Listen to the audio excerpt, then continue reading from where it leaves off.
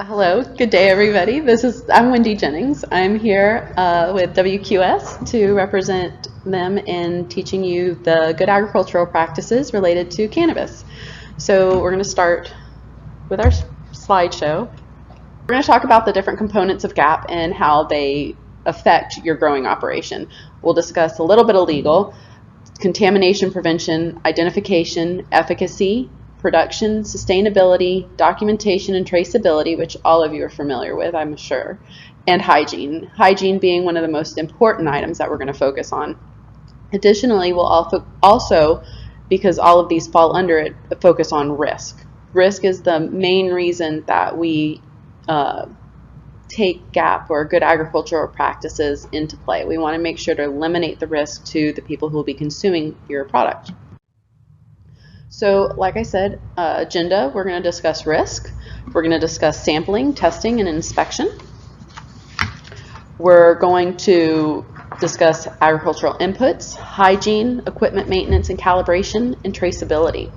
We're going to dive deep on some of these, especially when we start talking about some of the sampling, testing, and inspections and your inputs. So one of the things I want to discuss was hygiene. So I went over this with my partner as we were discussing this the slideshow, and she wanted to share a tidbit. And the tidbit was that when we think about hair and hygiene, it goes farther than just wearing a hairnet. So think about walking through a building or walking into a restaurant and you see somebody with their hair down and they're touching their hair, and then they walk back into the back and they touch a countertop. Well, initially it doesn't seem real bad, but have you thought about the hair products that they might have in their hair, or maybe even when the last time they washed their hair was, and what type of bacteria and grossness can be there? And then think, well, if it's a woman and she's got nails and she's just scratched her head like this and then walked over and touched your plant, or touched the plant next to it and then moved to it, and you're possibly moving that contamination from one to another. So we really want to think about that when we think about hygiene. And I know I'm kind of precluding where I'm going with this, but I wanted to give everybody an initial thought process to think about that. It's not just food safety, it's hygiene, it's everything that comes together to keep your product safe and reliable. So let's start with some general risks. So traceability of growing area. And when we talk about risk in relation to the growing activities, there are many areas that need to be evaluated and assessed. Each area has its own level of risk, of course, depending upon the type of cultural practices we're looking at. So if we're looking at a closed area as opposed to an open area, say open field as opposed to a fully closed culture greenhouse where it's inside of a building, fully temperature controlled, atmospheric, environmentally controlled, it's in and out, not even a hoop house, because there can be growing in hoop houses, or more of an open greenhouse where you can lift your sides. So looking at how that affects with pests, birds, disease, employee entrance and exit.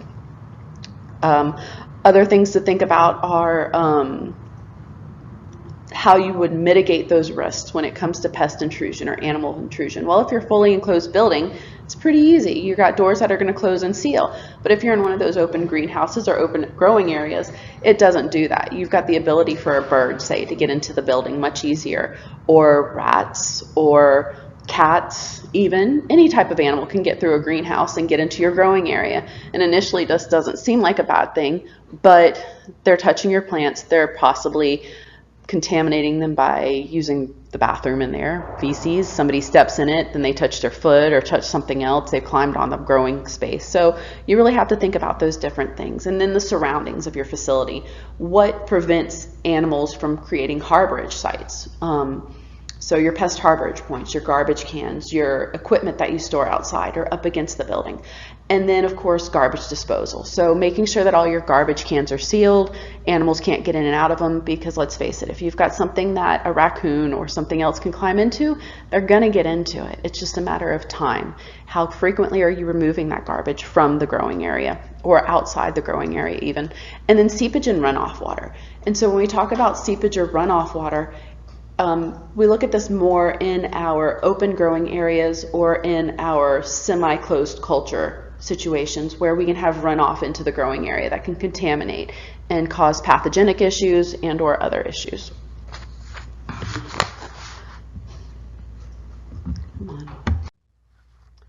So we kind of hit on animal presence already. I'm not going to go a whole lot deeper into that. We've already discussed it some. Site previous use. So this is something we want to think about. If we're talking about a farm field, what was it used for previously? If you're talking about an enclosed building, that's concrete floors, etc., you have a lot less risk in there, but there still could be some issues, especially if your ventilation system isn't good. How is that air moving about? Is there bacteria or anything in the air that can be a problem? What are your pipes like if it's an enclosed building? Is there a chance for them to be old? Can they break? Can there be problems there? Adjacent land use, again, more on a semi-closed culture or an open field area. Having a CAFO or an intensive feeding operation or animal production operation next door. And then worker hygiene. Again, this is the biggest one. Making sure we're not only washing our hands, but washing our hands appropriately. If they're ill, they're not coming in, they're injured or have open sores or wounds, that they're not causing contamination to somebody or something in that manner. And then worker training and how to train your workers. And again, these are all general risks, and I've got a few more we're going to talk about, but these are the general risks that we want to think about when we're initially assessing our food safety program and what we're going to do with it.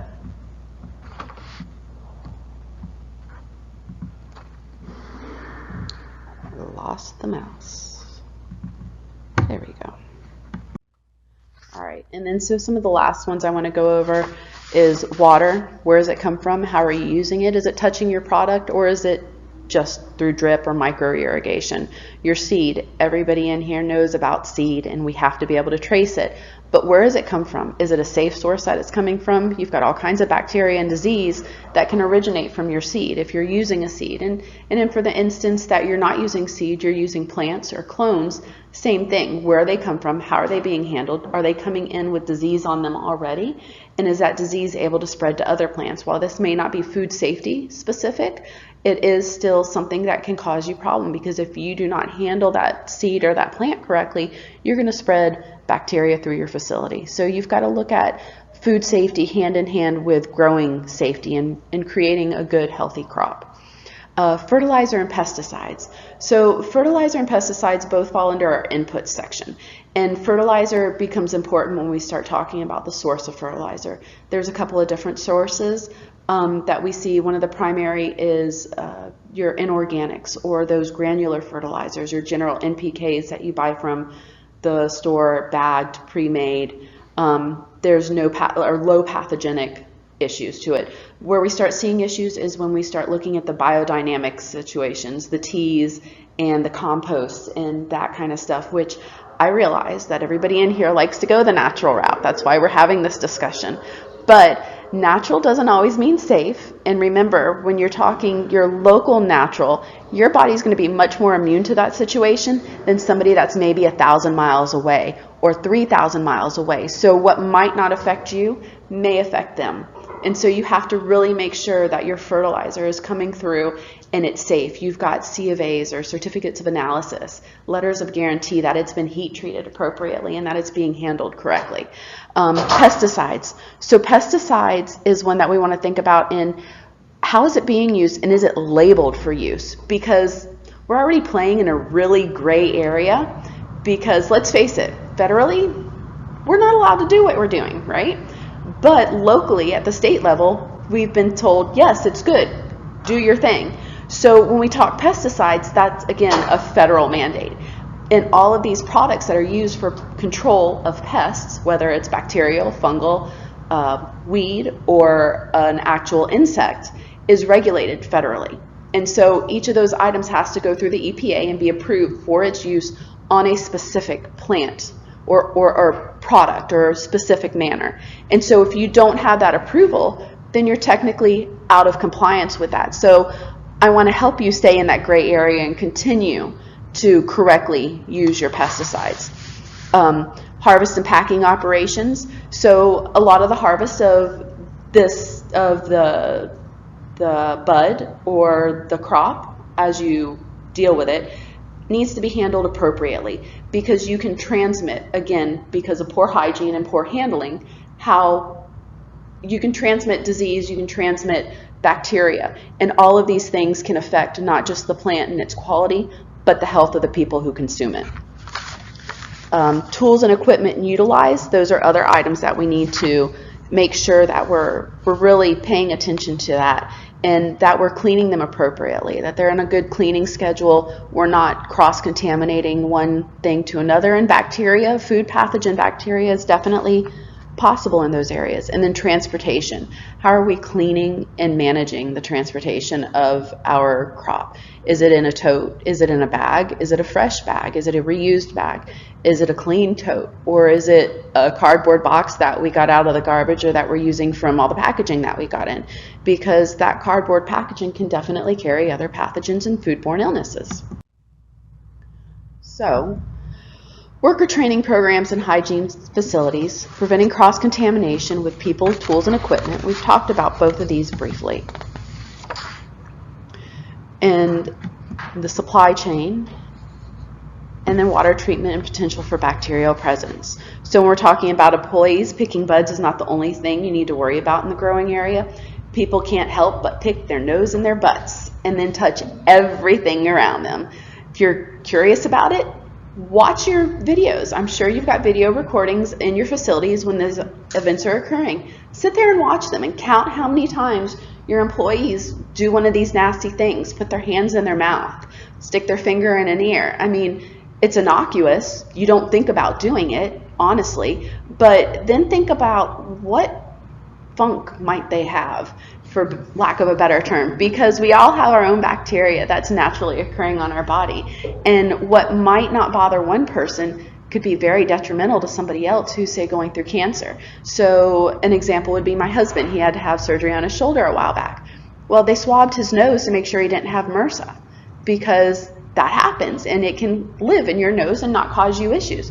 He came back positive, so he had to have an ointment. Well, if you've got somebody who, say, has MRSA in their nose and their nose itches and they scratch it or pick it, and then they go right back to handling stuff, well, they've now contaminated all of that product or that entire area. So making sure that your employees realize that something small that they may not think is important is actually very important to keeping everybody else safe. Now, there's a chance that they can find that back to your facility. The chances are probably pretty low unless multiple people, but do you want to really risk that? Because when we're talking a recall, you're talking the life or death of the operation. Recalls aren't cheap. They generally take up a lot of time and very much money, because you're going to get the government involved, you're going to get most likely martial law involved, and they like to go after people who make other people sick, especially through food items. So just seeing this, when we're talking about hygiene, we want to talk further about cross-contamination. And so cross-contamination can also come in the form of tools, and the tools you use in your growing area. And the reason I say this is because if you've got tools that say scissors or clippers that you're using to clip plants with or prune with, or a shovel of some sort, something that you're using, you may not think about it and lay it down on something, or it falls on the ground and you just pick it back up and touch. Well, did you walk to the bathroom? Did you walk outside? Where did you step during these times? What type of contamination can come into contact with that product just through your feet and then it falling on the ground? So contamination isn't limited to just your bodily functions. It's limited to the entire world around you. So making sure you've got appropriate hand and tool dips in place, or specifically tool dips and equipment cleaning in place. The sanitation activities are very important in keeping your product and your plants healthy. And then your supply chain. So the supply chain is not limited just to where you receive your seed and your transplants from. Those are both very important, but you also have to think about the other ingredients, your pesticides, your fertilizers, your packaging, your containers you use. Where do they come from? If you've got pest control in the facility, how is the pest control handled? These are all different types of suppliers that we use on a normal basis in a farm. And so what are you doing to make sure that they're aware of the growing situation? They're following your good agricultural and hygiene practices, and they're doing their job to protect your product. Easy way to think about it is with your supply chain is when you're cooking. So good ingredients in, you generally, if you know how to cook, you're going to get a good product out. Whereas if you go to the gas station because you're out of flour, there's a good chance, and you pick it up from there, there's a good chance that it's either old, that maybe the baking powder and it's expired, you're not going to get it to rise, your cake's going to look like crap or taste horrid because you've used bad product. So good product in, good product out.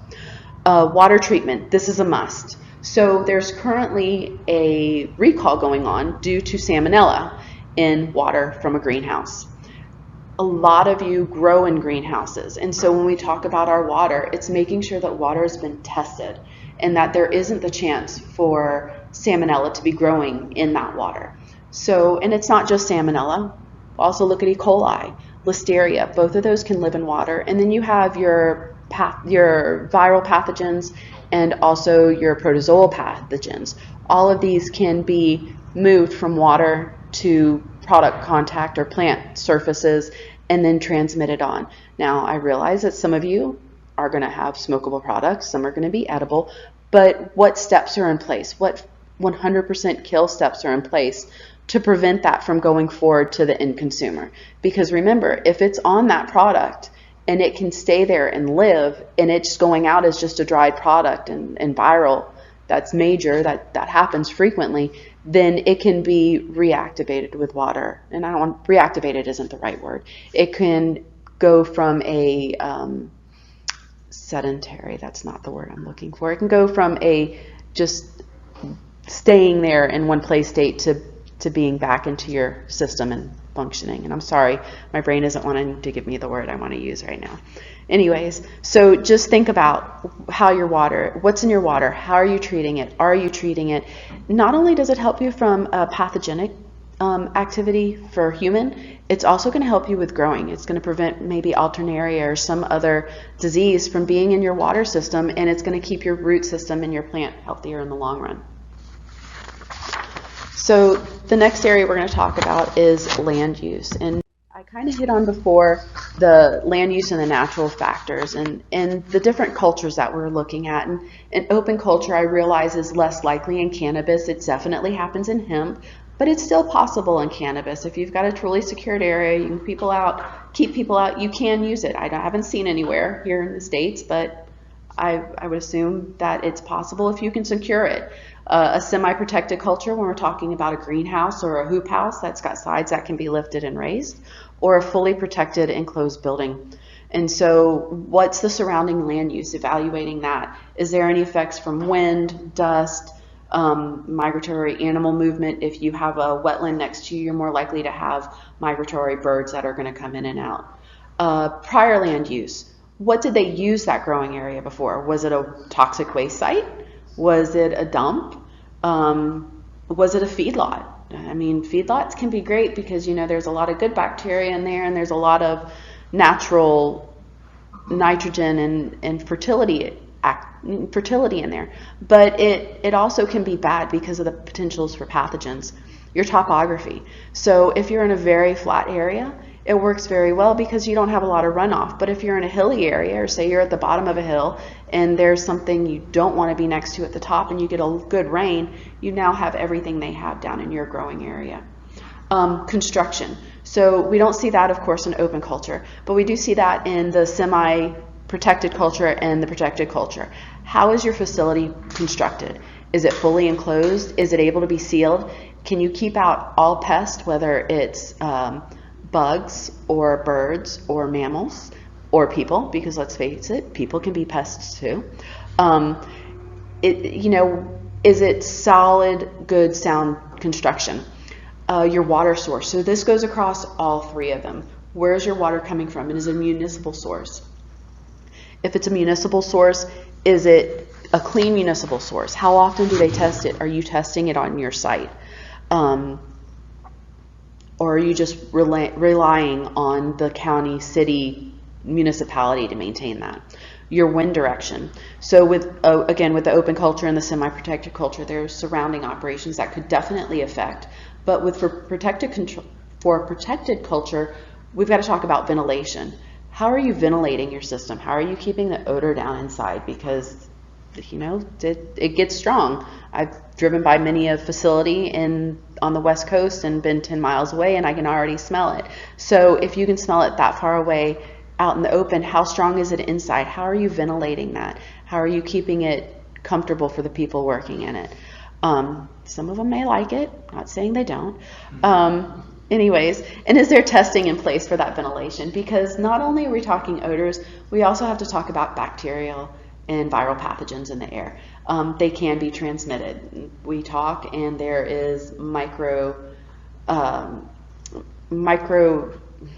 it's going to be one of those days, small amounts of vapor that come out of your mouth when you're talking droplets, micro-sized droplets, and that can spread disease. As we've seen with COVID over the past year and a half, that's a very prime example with our 6 foot and keeping people safe. But if you're in an enclosed environment and it's never filtered, there's no cleaning the air, then you're really going to have problems there. Wind direction, we kind of hit on that earlier. So wind direction moving through the field, over across the field, through the greenhouse, and then site security. What type of security do you have in place, and how are you securing that facility? Most closed facilities are easy to secure. You've got a lock, you've got door keys, you've got codes. A facility's a field's a little bit harder, but you can put up a fence. The question is, how high do you have to put up the fence? What type of mitigating factors do you have to put on it to keep people from going over? But then that still allows for birds to come in and out. It may keep out your mammals and your larger pests, but reptiles, that kind of stuff, but it's not going to keep out your birds. So the next thing I'm going to talk about is sampling, testing, and inspections. And so what we do not want to do is fake any samples, especially your water samples, because just as an FYI, faking and being creative is the same thing. So don't be creative, be straightforward, and if you have an issue, you need to make a way to fix it or figure out a way to fix it. Have an SOP and know what it means. So just because you have a document that says we're going to test our water and we're going to test it for generic E. coli and total coliforms, know what that means. What are you looking at when you test for those items? Are you testing for them just to know that they're there, or are you testing to prevent somebody from being sick? And if you're testing to prevent somebody from being sick, what are your levels that you need to be at or under? Don't forget to test for microbiological at the right stage.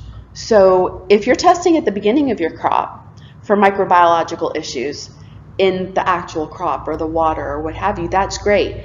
But what at the end of the growing season, especially if you're not using drip or microjet and you're using overhead irrigation, or there's ways for water or something to splash up, or you're doing environmental testing right before you harvest. If you're getting a hit at the beginning, you have time to mitigate. And all of these microbes don't have UV tolerance. So if you're in an enclosed area, in a closed culture, you're most likely going to have grow lights, and you're going to get those different UV light spectrums. And that's going to help you to reduce any microbiological issues. You're in an open culture in a field, you've got the sunlight. So as long as you're not getting continuous cloudy days, and even with that you get UV rays through, it lowers your microload. So testing at the beginning and getting bad things is good because you know it's there, but not testing at the end because you don't want to get those results again is not a smart thing to do. You want to test at that end stage so that you know and you can assure. Cleaning the area right before a test. You may laugh about this, but I've seen it done where they've gone in and they're like, okay, test this area. And the person sprays it with some Clorox and then goes through and does their swabbing right after they sprayed it with Clorox. Well, they're not going to get any hits. They've just sanitized the area. It may be dirt and they may have cleaned the dirt, but there's not going to be any pathogens that are survivable out of that. So making sure that you're not cleaning and you're appropriately testing. And so what you want to do is sample from the relevant areas following your sampling plans. So when you're making your environmental sampling program, making sure that you're choosing relevant areas that make a difference so that it's not, I'm going to test the table because it's away from product, but I'm not going to test the bench that the product grows on because that's too close. There's relevance in both, but you need to be testing both areas. Know what to do when you obtain an out of specification or out of legal legal requirement result. And so legal requirement for THC or one of those items is going to be something that you all know much more about at this point than I do. But when we're talking microbes, Listeria 1 is no good. Generic E. coli, if you're talking potable water, you want it less than 1. If it's 1, you're no good. So knowing what your areas are and making sure you're staying within them, and if they're out, what to do and how to handle and react to that. And then completing internal audits on time and in the manner designed. So all of us have to be responsible for the entire program when we're maintaining a good agricultural practices. That means that we know what's in our audit, we know why it's asking those questions and how we respond to those questions. So completing that internal audit and answering it honestly, not, yeah, I've got a program like that, it works. Don't do the checkbox thing. Write down the answer so that you know that you're completing that audit and you're answering it in the manner it needs to be answered to legitimize or back up your response.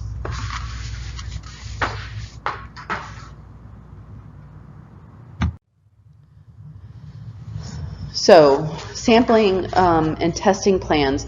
What I wanted to talk about this, you should always list the pathogens when you're creating that sampling and testing plan.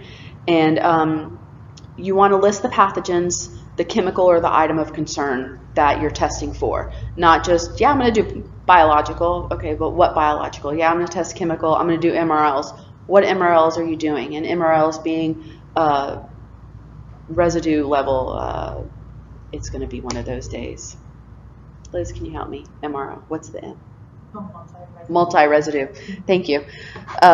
Multi-residue level. So why are you testing for those residues? Is it something that you've used? Is it something that's been used around you? How is it getting onto your crop, and how is it going to make a difference if you test positive? Obviously, if you're not using something and all of a sudden you're getting hits for all of these products, well, you know you've got a problem and figuring out why. Or was it the lab that made a mistake? So knowing your answer to that. The areas to be tested, like I said, a table versus product contact versus the floor or drains. So we have different zones that we want to look at. Zone 1, 2, 3, and 4. 1 being the actual product contact surface. Zone 4 being the doors on the outside of the building. Knowing which areas, why you're testing them, what the results are going to tell you when you get results back if they're positive. Always want to make sure that you're basing it on scientifically valid protocols and procedures, so especially the sampling method. We want to make sure it's a recognized method that's going to give you a true and accurate result every time. The frequency of testing. So how frequently are you doing it? Is it a monthly test? Is it a weekly? Is it an annual? What's your reasoning behind it? Is it scientifically valid, the frequency that you're using? Your laboratory, making sure that you're using an accredited laboratory every time. And the reason why you want to use an accredited laboratory to the specifically either 17025 or depending on what you're testing for, water potentially can be NELAP or one of the other municipality or state recognized accreditation bodies, is that you know that it's a recognized method or methodology that's used. It's not something that somebody's come up with that may or may not be continuously accurate. You've got full and reliable answers every time. And then corrective actions. If you get something such as a bad micro result, or you see an issue in your sampling and testing plan, or something happens, your corrective action. How are you going to handle that corrective action? What are you going to do? What are the steps that are in place? Are you going to use the fishbone method? Are you going to do 5 whys? How are you going to find the root cause to your problem and to prevent it from ever happening again? So I'm going to continue on and discuss water sampling a little bit more. Something that really, it's very, very much looked at in farming for crops. And I believe this is something that we really need to be thinking about when we're growing the cannabis and how the water is affecting you, because you're using it not just as irrigation, but as also as hygiene for your employees, hand washing, for cleaning your tools. And so it should be completed at minimum on an annual basis. And when I say at minimum, I'm talking at least once a year you're going to a spigot or a faucet that is in or near a production area at point of use, and you're sampling at that point to make sure that you have a reliable result. And once a year is probably not often enough, especially if you're in a closed culture year-round production. If you're in an open culture, 2-3 months short season production, once a year could be acceptable. But when we're talking, a closed system, you really want to look more at the monthly or quarterly to make sure that you're hitting enough samples to know that your water source is always safe, and that somebody's not going to be washing their hands in something that could potentially spread a bacteria or a pathogen to somebody else. So making sure that we're paying attention to that. And then potable and non-potable sources. So in the farming community, we look at this in the effect that a potable source is anything that's going to potentially affect a food or a person and their drinking water, or contaminating a food source. But when we talk about using agricultural inputs or irrigation water, if it's, say, irrigation through microjet, it can be considered a non-potable source if it's not contacting the food contact surface or the food itself or the production item itself. But it still has to be under that 126 CFU or colony forming units per 100 mLs when we're talking about generic E. coli. And if I'm going over anybody's head, please feel free to reach out to me or catch me afterwards, and I'll go into more detail on this, because I know I'm hitting on some pretty high stuff here. But these are things that you want to be aware of. So you're knowing how you're using your water, which way you're going with it, and how you're going to handle it. So for potable water sources, the generic E. coli needs to be at less than 1 CFU per 100 mLs, and your total coliforms, which is the other bacteria that you're going to test for in your potability generally, needs to be at the same thing, the less than 1 CFU per 100 mLs also. And if you consistently have high generic E. coli, you need to start really looking at completing a statistical threshold value and geometric mean, so you get an idea of where or why your water's changing in that bacteria. Is it a curve, and does that curve relate to, say, water events or rain events that are happening in the general surrounding environment? Or is it something else that's causing it? Is it sampling procedure? Because you might get a bad hit one time, and the next time you might not, and the next time you might, after that, the third time out, you might be good again, but then the fourth time you've got a bad hit. Well, is there really a problem? What's causing those hits? And if you're using it from a municipal source, it has to be clean up into your source coming into that building. So where is that bacteria coming from? Is it something in your pipes? Or again, is it something somebody's done wrong when they've sampled? Corrective measures, again, need to be taken immediately for all out-of-spec water results. So if you have high bacterial levels in your water, you've irrigated with contact to the crop that you're harvesting, you need to put mitigating steps in place. Time for UV die down, could be days, could be weeks. Treatment of the water source, resampling.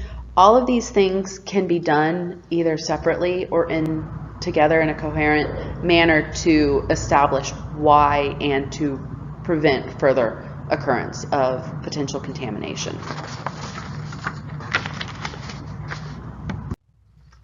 So additional water sampling things to think of is the growing area and how it's using frequency of testing. And I've kind of gone over these before. I'm going to go forward. I must have duplicated a slide. I'm sorry about that. So this is the air quality and safety, and this is something we touched on a few minutes ago. Your growing area air, is it an ambient air? Is it enclosed in, like we were saying before? Frequency of testing is at minimal annually for indoor operations. Outdoor operations, well, you kind of can't control that air. It's going to change every day, every minute, every second. So those indoor, making sure you're getting those annual tests is needed to make sure that your indoor air is safe, you're not transmitting anything through the air. And then air in contact with packaging or product directly, so fans. Is there a buildup of dust and debris on your fans or your cooling units that are in there? Are there filters in place to control that dust and debris or potential contaminants? And then, of course, the corrective measures again, and how you're handling those. General sampling, bacteria to sample for in this case is APC and TPC, which is aerobic plate count and total plate count. These will give you ideas of what's in the air or how many colony forming units are in the air of bacteria. It's not specific to any one thing. If you have something that you know is a continual issue and it's related to bacteria, you can definitely test for that specific issue. Now with cannabis, there's other items that I would suppose could possibly come into play when we're testing the air. I'm not sure exactly what those are. I will not lie. I'm not. Mold. So mold would show up on your APC and TPC. So mold, mildew, any spores would show up on your plate counts if you do those. So you won't have just the bacteria, but you'll have the other issues also. And then environmental monitoring. So environmental monitoring is what we're talking about when we discuss sampling the different zones and touch areas in your facility.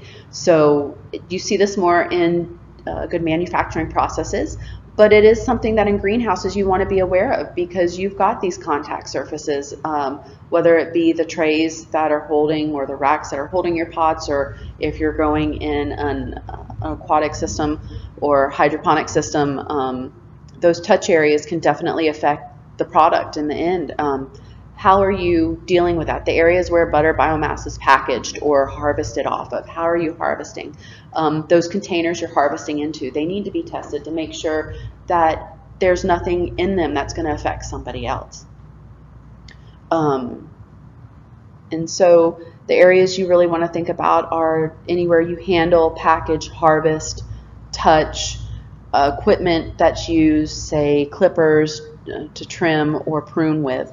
And again, sampling should be completed based on scientifically valid methodology and should take into account those chemicals, pathogens, toxins of concern. There's all kinds of stuff. Listeria is a big one. You see more in a cool, wet environment. Salmonella is one that you see in a dry environment, and E. coli is one that you would see in a warm or cool environment, and that can cause problems to everybody. And then quality, potency, and finished product. So again, remember, faking and being creative are the same thing. So the monitoring you're doing for your potency and your finished product is going to be regulated by federal and or state requirements. So being aware of those, following those requirements, making sure the testing you're doing is determined by the risk level or the pathogens. And looks like I've copied another one here. And then corrective measures for out of spec issues. The last part of this section talk about is your internal and your external inspections. And so internal and external inspections are going to be a normal situation for you. You're already handling possibly some of those external from your state and local governments coming in and auditing or inspecting your facility. Something to remember is when you have an inspection by a state, federal, or local, they can shut you down. An audit like this for CSQ, a third-party audit, can't shut you down. It's going to tell you where your issues are related to the food safety problems you have. So audits, external audits, are not something to be afraid of. They're something to be used as a learning tool and to set you apart from the rest of the people you grow against. Because let's face it, we're all fighting the same battle to be the best grower in the room and to sell the most product to stay in business. But setting yourself apart by completing an external third-party audit with something like CSQ is going to make you that much better because you're going to continuously look to strive and improve your system. You're not going to stay sedentary and stay where you're at and only just do what you have to do to meet those regulatory requirements. So how you handle regulatory, contract, buyer, and internal audits is what helps to set your system apart. Always be audit ready, whether you're waiting for that audit from the regulator or your third-party audit or your internal audit. Every day should be audit day. You should be able to have anybody walk into your facility at any time and be ready for it and not have a problem and not be scared of, oh my God, what did I do wrong this time? What are they going to find? What did I not hide? It happens, and there's a lot of people that play that game, and as an auditor, I will tell you, you know when you walk into a dog and pony show. It's immediately evident. I don't care how much you try to make it right. It's immediately evident in everybody's body language. So making sure you're audit ready every day. So putting a plan in place, following that plan, doing your internal audits, and when you do those internal audits, making sure you're really testing your system to those audit questions, whether it be the CSQ audit standard or the regulatory guidelines that you're required to follow. Really put yourself to the test and hold yourself at the highest level possible. That's going to be what sets you apart and what's going to keep you in business when your neighbor fails. Again, understanding though that a regulatory inspection can shut you down for good, and CSQ is here to help you become better and to market your product for that end consumer. So the next item I'm going to talk about is going to be agricultural inputs. And we talked about this a moment ago. And again, the inorganic, I know, is your good old-fashioned go to Home Depot, buy the bag of 1028, spread it out in the yard, or buy something from the store, buy something from the general local farmers co-op or the chemical company, and they're going to give you this beautiful letter of guarantee. Generally, it's a granular, can be liquid, and it's considered to be the safest fertility input because it's been processed. Still can be issues, but generally the safest. Those lovely biodynamics and other soil inputs that most of you most likely use a lot of, that you got from your neighbor down the street because he said, hey, this stuff works good, and you really don't have a clue what's in it, that's something you want to be wary of. There could be a lot of bacterial and other issues that could come about from that. And that bacteria, while most likely it can be pathogenic and harmful to us, can also be pathogenic to your plant because you don't know what they have in it or what other diseased plants could have gone in there, and it's helped brewing that mold, that product together. So when you buy biodynamics, and there are some out there that are very good from what I understand, and they have certificates of analysis, that's what you want to look for. You want to obtain that certificate of analysis in your hand that confirms it's free of pathogens and is manufactured using good manufacturing practices. You also want to have the specific manner of application. How are you applying it? Is it a foliar spray? Is it through the root zone? This makes a difference. Are you using it through an Argus system where it's misting straight into the room and it's kind of fogging the room and allowing it to do foliar but also be soaked up by the soil?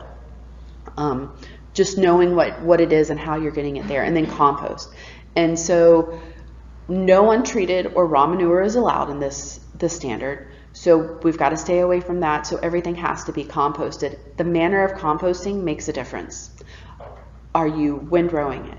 Or are you using static composting?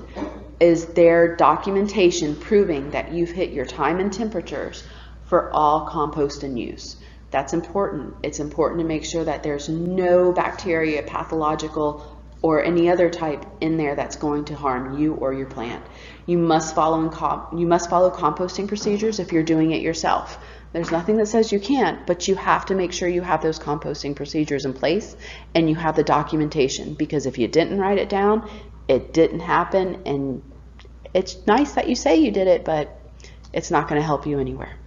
And it must be applied within the required time frame. So far, the National Organic Standard has established that time frame with the 90-120 day rule. And so we're talking 90 days for plants or crops that do not have direct contact with soil, and 120 days for crops that do have direct contact with soil. In your situation, cannabis is going to be the 90-day. It's going to be that shorter because you don't have that direct contact with the soil. So as long as you're doing it in that form, that's great. Now, I've seen people who are trying to use compost and make a biodynamic solution out of it. Realize if you do that, you now put yourself in that 120-day time period. You're no longer playing in that 90-day because you're applying it directly to the consumable portion. Plant protection. So these are going to be your inputs that you use to prevent pest, weed, and disease factors. I haven't heard of anything that has legally been approved for cannabis yet. I'm not 100% on that, but do know that if you spray it and it is not legally approved for cannabis, you are breaking the law if you are selling it. EPA regulation does not allow you to apply any chemical inputs that are considered a pesticide to a product for human consumption that is not labeled as such. So if you're doing it, you might as well stop now, because otherwise you're going to get yourself in a lot of trouble. And you're already playing in a really gray area. Let's not throw anything else in there to make it worse for you. So if you do find something that is, and I'm sure it's going to come about soon, because let's face it, this industry is growing, is managing an inventory system. So your inventory system needs to take into account how much you have on hand, how much new you've received, how much you've used. And that's easy to do if you make sure you maintain your records of use, because now you know exactly what you've used each time, which is a requirement. But also, as you bring in new and you have your ongoing on hand, it allows you to know exactly what you use and if you're being profitable. So chemical use isn't just for control, or it is just for control of different pests, but you also have to look at the profitability of it when you're using it. And then monthly monitoring of your inventory, making sure you're at least doing it monthly. Training. All applicators of pesticides have to be trained to the worker protection standard. This is a federal mandate. You can be audited or inspected to it, and you get in a lot of trouble. There are big dollar fines that are involved with this. And so it's not just the applicators, though. It's anybody who works in the area or handles the product, field workers and or harvesters. All of them have to be trained in the worker protection standard. Records, you have to maintain records. And so this is where it gets interesting. So say you have an employee, you've been open for 50 years now, right? Nobody's there yet, but let's talk theoretically. You have an employee that started and you've been around for 50 years. The lifespan of that employee is how long you have to keep your pesticide records for. So if he worked for you, you need to keep that, and he sprayed chemical, or chemical was sprayed in that area, you need to keep all those records in perpetuity, because if he gets cancer 20 years down the road, he can come back and say it's your fault, and it's because of, I'm going to use Roundup because it's the first thing that came to mind, because we see all the stuff online on the TV right now. You have to be able to show if you did or didn't use it in your facility. And if he says you did and you've got all your records and he can't prove what day that he did it, then you're more likely to be safe. So realize that your pesticide records need to be kept in perpetuity. Records need to be maintained on site for a minimum of 3 years.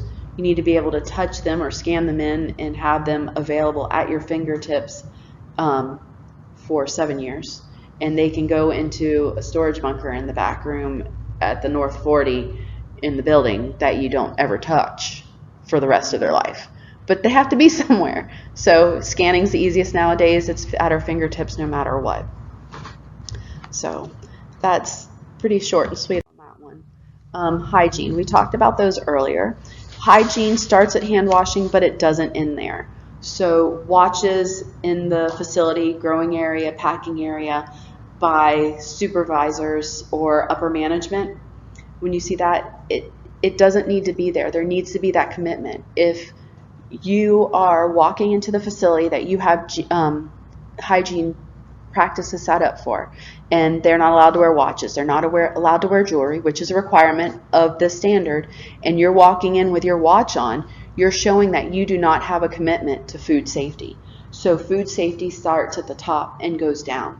You have to show that commitment, that food safety culture, and that's where it's established by your actions and the way you handle yourself when you walk into that facility.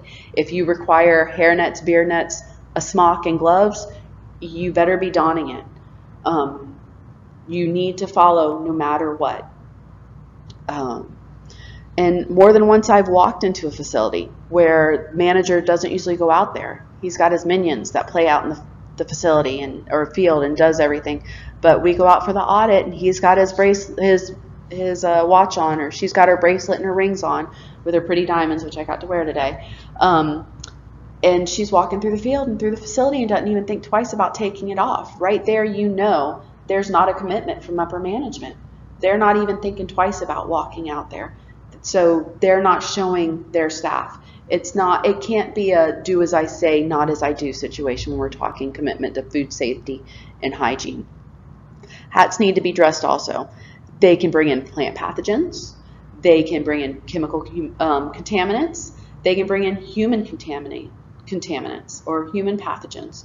So thinking about that extraneous clothing, jackets, sweatshirts, beanies, how has it been handled? What were they doing outside?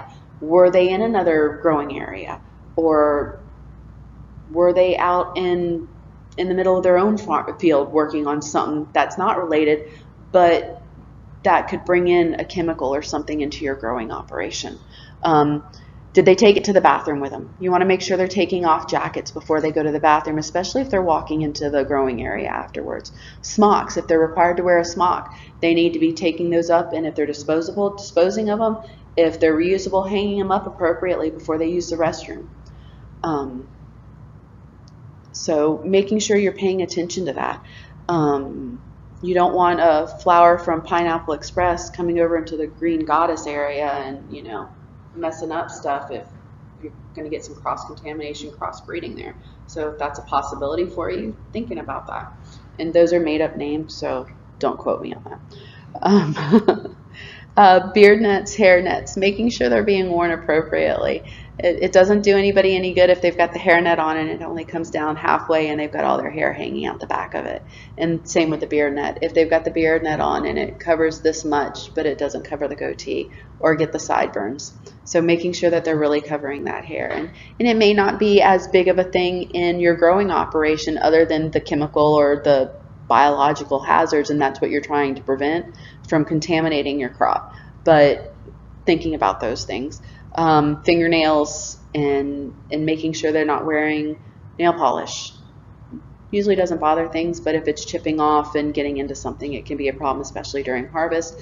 If they've got long nails, you've got a chance for bacteria and funk to get up under their nails.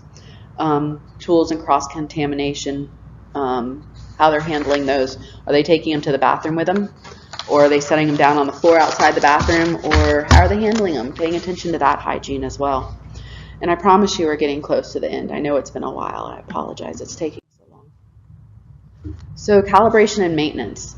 Lights. We all know we have to have a certain level of lights within the growing area, especially if we're fully enclosed. So making sure that we're calibrating anything that is necessary. Our luminometer. Got to make sure that's working correctly. Is there a calibration tool that you need to have to make sure that's where it needs to be? Fertigation equipment. Are you putting out the correct amount of fertilizer? Is it too little, too much? If you put too much, you can cause burn, right? Whether it's salt or just over fertilizing. Plant protection equipment, so your inputs, your spray materials, whatever you're using to spray it. Is it a backpack sprayer? Is it a pump up sprayer? Are you putting out the correct rate per plant? Are you putting out too much? Building maintenance. Is there anything in the building that needs to be maintained? The structure, your piping, the air conditioning or the refrigeration units, any type of maintenance or calibration that needs to be there, your HVAC system. So how often are you maintaining it? It should be done once a year. You should have cleaning done of that HVAC system, whether it's your ventilation or your air conditioning units. You want to make sure they're clean, they're maintained, they're appropriately working. And then thermometers. So if you have coolers or some area that you want to keep at a certain temperature, or you have a growing area that you need to keep at a certain temperature for certain things, a room that you're using to start your seeds in for transplants, or your clones in, does it need to be at a certain temperature? Making sure you've calibrated those thermometers so that they're working appropriately. They're giving you an accurate reading. Making sure you have that in place. And then traceability. I'm pretty sure that everybody here has traceability down, especially from seed to sale, because it's a requirement. It's a law. You have to do it. But remember, when we talk food safety, traceability also takes into account all of your inputs, including sanitation activities, your spray activities, your packaging, your sampling and testing. Because if there's a recall, you need to be able to trace back to that seed, but you need to be able to tell somebody what happened each step along the way. We harvested at this point, we sprayed this at this point, we gave it fertilizer at this point, and we cleaned equipment on this frequency. Okay, well, let me see your fertilizer records. Let me see your C of A. Let me see the lot for that fertilizer. Are you paying attention to that? Are you keeping that? Can you trace it back to its source and know that without a doubt there's not been any contamination happening there? So it's just making sure that you've got the entire story. You can tell the story no matter what. And so the way to get started is to quit talking about it and begin doing. And that's from Walt Disney. I like Disney. I'm from Florida. I can't help it. It kind of started there in the 70s, and I've been there way too many times. That rat has got too much of my money to even think about. So get started. Don't procrastinate on it. It's not that hard. It just one bite at a time. You just got to take that first step in getting it done. And so that's all I have for you today. My last slide, because, you know, I couldn't help but throw that in there. Yes, sir. So some of my employees have their own home grows. I'm sure they do not bring in any pesticides, pests, or any other contaminants into my facility from the home grow. The easiest way to do that would be to have smocks or a uniform that they're changing into upon arrival. So having a changing room in place, and say they have uniforms that stay on site, they change out of their clothes from the street clothes into their specific uniform. Cintas or one of those other companies, and I say Cintas because that's the one I'm most familiar with, can provide that for you, the entire laundry service. Or smocks. Smocks always work, and they've got reusable ones that you can lease in that situation, or you can buy the disposable, single use, where you're protecting them. They're wearing gloves and or hairnets. Don't let them wear any street clothes in your facility would be the easiest way to do that. Anyone else? I'm sorry? Shoes as well. Yes, shoes as well. Yep. Or doing foot dips before they come home. Absolutely. Absolutely. Anything else? What else you got for me? Wonderful. Well, I enjoyed being here and getting the chance to talk to everybody. If you have any questions, please feel free to reach out to me, and I'll be here. My contact information is available on the PowerPoint, and I've also added some references for you to assist you in finding your way about. So, thank you again.